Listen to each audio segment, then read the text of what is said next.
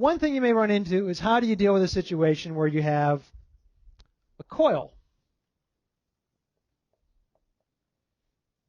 of wire. And so let's say we have a wire that's wrapped around. I'm going to draw it in perspective again.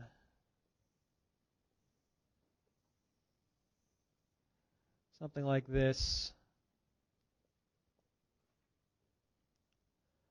We have some number of turns of wire that are kind of wrapped around. You could have it, let's see, how do I want to draw this?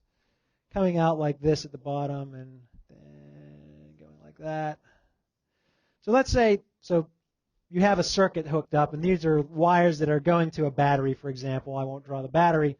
But conventional current, capital I, is going this way, and so it wraps around. And so again, let's draw capital I coming out at the top and going into the board at the bottom. So it's sort of coming up, out, and over.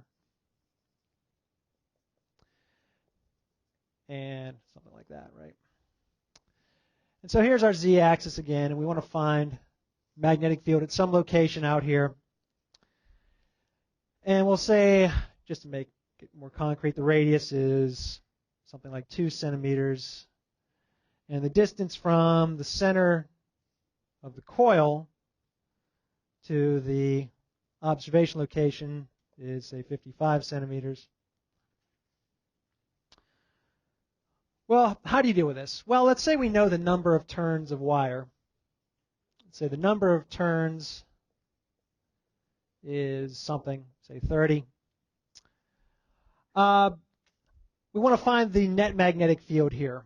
What do we do?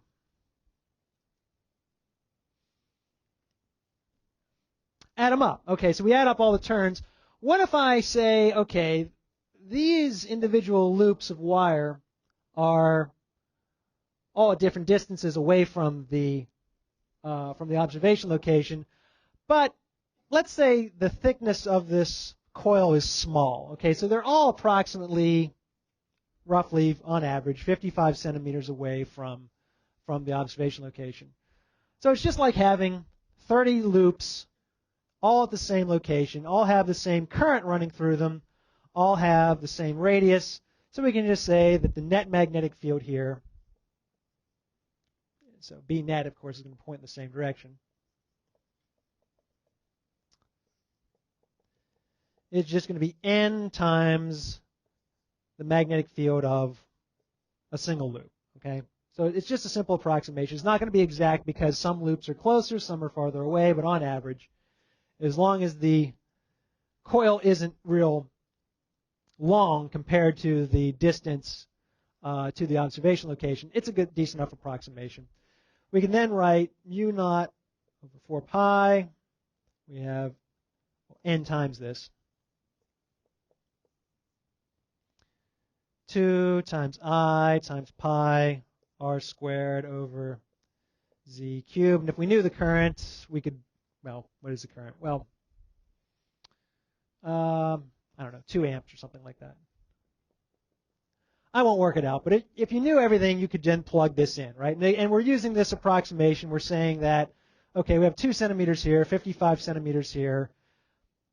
The distance z is big compared to the radius. Okay, it's big enough, and so we can just use the dipole approximation, plug it in, and you get the net magnetic field. One thing that's sometimes done is that number n. So we can say that, you know, it's either n times the magnetic field due to one coil, or you can think of it as 2 times the quantity n times I times pi r squared over z cubed. Same thing, I'm just bringing the n inside. This quantity is now the dipole moment, magnetic dipole moment of the entire coil.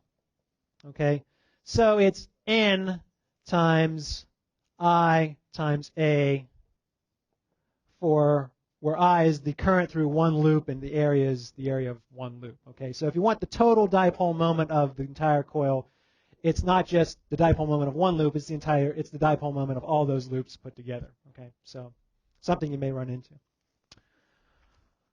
Okay, so there's that. Okay, and that's pretty much all I'll say about just loops of current.